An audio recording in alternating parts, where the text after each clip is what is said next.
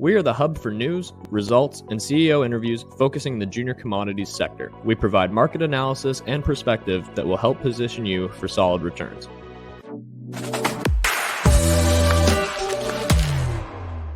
Good morning, everyone. Welcome to Stock Talk, where we look into the latest in economic news, sometimes political news, but just overall market news to get us ready for opportunities and companies that are really making a change in the world today. So today we've got some an interesting kind of follow-up on a video that we did regarding AI and some misinformation that came out the other day. But we also want to touch on a couple other events that are strange and quirky, as well as the debt ceiling, as there are some big events happening underway and will have some significant impact. Yeah, and I think that's probably the best place to start, Andrew, if we talk about the debt ceiling kind of crisis that the U.S. is going through here, and the fact that they're going to run out of money to continue to operate the federal government. The exact date kind of fluctuates. I know that Janet Yellen has said could be as early as June 1st. I saw a JP Morgan report that said it could be June 8th or June 9th. Other, economists kind of say, yeah, but they could kind of hold out for maybe another, 6 weeks to 2 months even. So it fluctuates and changes, but regardless, it is coming to a head, and they're going to have some sort of deal in place or some sort of solution in the not too distant future. And what's interesting about this is they printed $9 trillion not too long ago. Where's that money? We know that 100 and something, or I don't even know what the tally now is, $1 billion has gone to Ukraine. That's gone as well. Yeah. Yet we have all of these issues in the U.S. that seem to be just kind of unaddressed, and that's what's disconcerting, to say the least. I mean, I suspect a lot of this is theater. It's like bread and circus. They can't afford to default. The ramifications, unless, once again, the premise is that they're attempting to cause a major crisis in the West, which that's the largest conspiracy theory, is that this is a purposeful demolition, and that this is, being done on, like, it's not a mistake. None of this is a mistake. Mm-hmm. That will be hard for a lot of people to get their heads wrapped around. But if you really wanted to, you wouldn't make your payments on debt. That would be a great way to issue in significant problems. Yeah, and that is a basic kind of financial principle that you can relate to anyone's own personal finances. The more debt that you pile up on top of yourself, the more difficult that economic situation you're going to be in. And if you're not going to fulfill those debt obligations, then it's going to cause a problem. So you just take that and scale it up times $1 trillion to what the U.S. is looking at. And I double checked the number there because we were saying with Ukraine and how much money they've sent over there. This is from the Council of Foreign Relations, updated as of 5 days ago. The United States Congress and Biden administration have directed more than $75 billion in assistance to Ukraine. That $75 billion might come in handy right about now. Yeah, I mean, whether or not you agree with war or not, that's still, there's an obvious mismanagement of funds right now that they aren't producing a return. And this is the problem with the entire extreme leftist DEI kind of woke ideology, is that they're giving money that won't ever have a return because they're trying to equalize payments. So fundamentally very different ways of looking at things. Now, I wanted to touch on a couple other things and not spend too much time on them, but just strange coincidences that have occurred in the last week. So in the last week, the U.S. flag was flown upside down on the White House. This didn't last all day, but it did last for part of the morning. So one is led to believe, now let me take a step back, that it is only meant to fly upside down when the country is in extreme duress or there's a national emergency or contingency. Mm-hmm. The idea then that flies with that is that, every conspiracy, quote unquote, or critical thinker will think, okay, they're signaling there's an issue. The other side is you then have to believe that these Marines, that sole job is to put the flag up, somehow did it by accidentally wrong. Which is pretty much unbelievable. So you have to either believe it was just a mistake, Or the flip side, and it is kind of like a binary option, is that it was done on purpose. So to me, it was done on purpose, but I don't know why. So I have no idea why, because I don't believe that these Marines, whose sole job and training is perfection and to do specific tasks that aren't very complicated, to fly a flag, somehow got it wrong. But that on alone is not that big a deal. What also happened the last week is the U.S. issued 50 satellite phones to people in Congress. So this emergency special use of phones, once again, kicks up all the conspiracies. And in and of itself, I'm sure there could be an explanation. And quite honestly, we're not going to get too much into it. It's just that it adds like, oh, well, this is interesting. On top of that, 30 tons of explosives or ammonium nitrate fertilizer has ended up missing on a rail trip from Cheyenne to California. So who can move 60,000 pounds of fertilizer? Like, this isn't like a gang, this isn't, cowboys and robbers, stealing something from a train. It's 60,000 pounds of this. This is a significant theft that would take a level of precision, like that's like movie theater level. So that is very strange and interesting.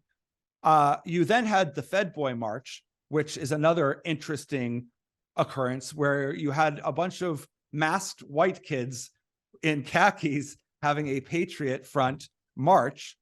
Somehow they were allowed to do it unannounced. They got this march underway.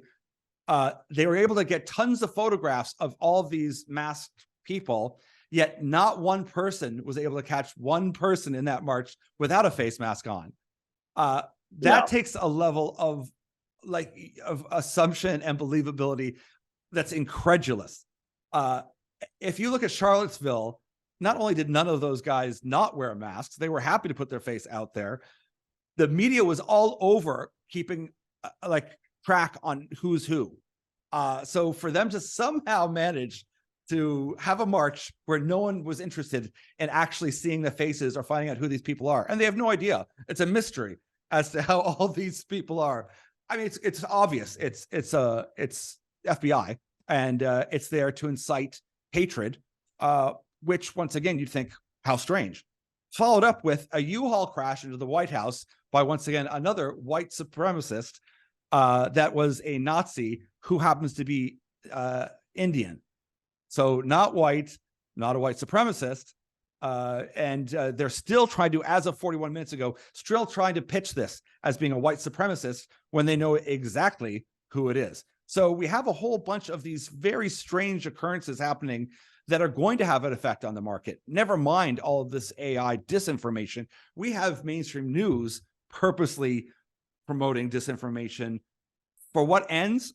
I don't know. I mean, that's where the conspiracies could come in and take over. But these are the facts that we're facing in this last week alone. Yeah, it's an incredible amount of these just strange and very confusing events and instances. I mean, the big ones that stand out to me, obviously, like the Patriot Front march situation, and how that you're saying that was allowed to go on.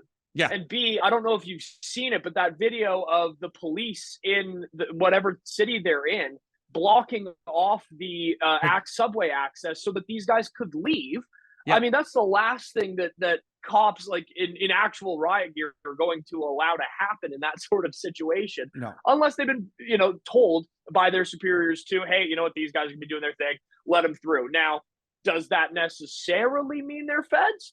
Sure, I guess you could argue it doesn't. Yeah. But I mean, really, if you and I are out there organizing some kind of march with that many people, they're not going to allow us to just leave through the subway station and block other people and allow us to then leave. I don't care what you're protesting for. They're going to control that situation. 100%. I don't believe they're going to give you the license to march anyway. And even if it was just a random that you showed up somewhere organized to be able to do it, Antifa is always there and they start fights. So, I mean, there's a narrative here that sounds so absurd that it's, to me, there's no question of a doubt. It's what they call a psyop, and it's more than obvious. It's the FBI, but they've been up to shenanigans lately domestically that is very suspect, especially targeting Catholics. That's a big part. Or if anyone who disagrees with abortion, they're going from house to house, talking to people that go to any of those type of marches, or if you're pro-life. So there's lots of interesting, extreme left tactics being deployed. Yeah, there is for sure. It's a startling thing to be following and keeping an eye on. And it's too many of these kind of coincidence things that are all lining up. I mean, there was the shooting in Texas, the tragic shooting that was also done by a white nationalist who ended up being Latino. So that was, that's another one. That was a couple of weeks ago, but it's another one of those situations where the media, and I don't know if they've just hyper trained themselves to just knee jerk react to these things now, and it has to be this, it's going to be this, or whatever the situation is. But it's very interesting is the word I'll use, but without diving into too much more. I know the last thing we wanted to touch on was we did a separate video talking about that AI image that showed an apparent attack on the Pentagon on Monday of this week.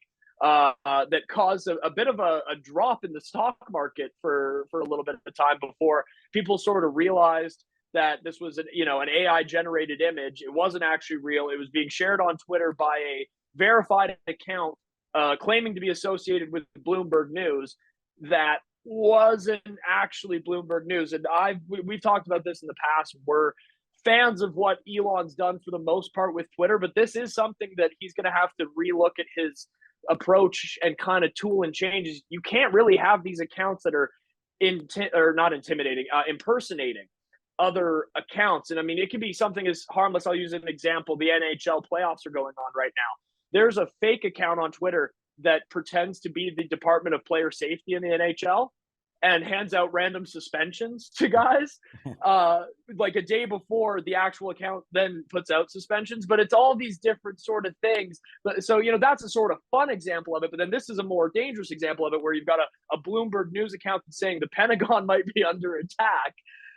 So Elon's going to have to sort of tailor his approach and change exactly how this is going to be done, because you can see the snowball effect from this. What happens if one day I've got a U.S. Department of Defense fake account and I'm claiming that China's invading northern Utah or something like that. Yes. So you can see how the need for regulation, not just from like an AI side of things, which we can talk about, but also Elon and Twitter are going to have to kind of retool the way they're approaching things as well. It's also a good lesson to people that are, like, I would say, very smart or cautious or better educated. They're not going to just knee-jerk react to a tweet. They're going to be more critical about it, and they'll look at it and go, wait, I need to verify that. Now, what happens with, I won't call them journalists because there's really hardly any left, is they'll just retweet something if it's in their best interest. And they're so ideologically driven now that they're not interested in truth anyway. It doesn't matter. So if it looks like it's going to support their cause, they're more than happy to push it out there. And I don't blame the people as much. Like, even I see people that just have no idea what they're talking about, and they're promoting some idea, and I think, oh my God, that's like shockingly stupid, because they don't have a defense against it. They've never maybe learned how to critically analyze information.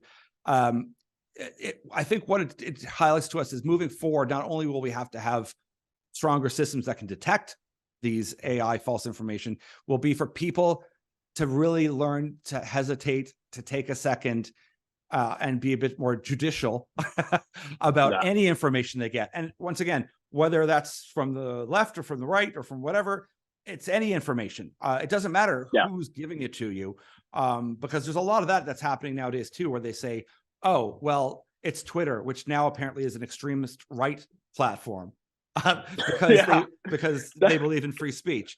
So if you're wondering if the West is under attack, it absolutely is.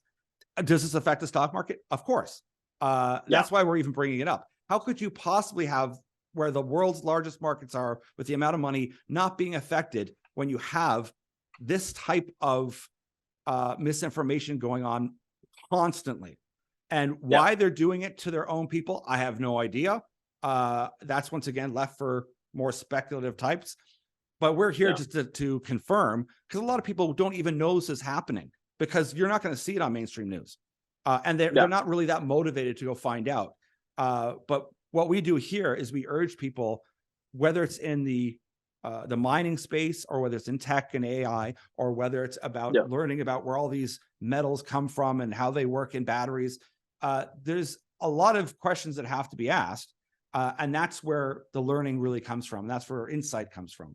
Yeah, and I think that's an important kind of point to take away from sort of everything we've talked about today. And it goes right back to the debt ceiling side of things, because you see different narratives get pushed from one side or the other. But to critically analyze everything that you're presented with, and that's always been important. But I think in the post sort of COVID era, that's become so much more important, and it ties into the general mistrust of mainstream media, which comes on both sides. You can talk to hardcore leftists that are like, no, like I don't listen to any mainstream news source because they're not accurate, right? And you hear the same thing from people on the right. So it doesn't, that mistrust has been ingrained on both sides, and that just causes more of a need to look very critically at things in depth, analyze everything, come to your own conclusions, which apparently is something I'm not supposed to tell people, to do their own research, because that might mean you're spreading misinformation. Yes. Well, that's the other disconcerting thing that comes out of the extreme leftist narrative that's here in Canada and from the progressive kind of area is don't do research, don't look into things, don't find out for yourself. And to me, it doesn't matter what the topic is. If anyone tells you to not be curious and to not ask questions, it doesn't matter if it's far right, far left. That's a big red flag. That's a problem. Yeah, it is. It's like oh no, don't worry about this. Don't look into this. This is what it is. Just keep going on. Do your thing over here. Don't worry about what's going on over there. This is the official story. Don't concern yourself with it. And anytime that happens is when you should be most concerned about it, and definitely look into it a little bit further. So I think that's the main point of what we're conveying here. Always great chatting with you, Andrew. And we'll chat to you guys again next week. If you haven't already, check out the AI disinformation video we did. Sign up to the website, sign up to the YouTube, and reach out to us. We love engaging with you as always. So take care, everyone, and have a good one. Take care, everyone.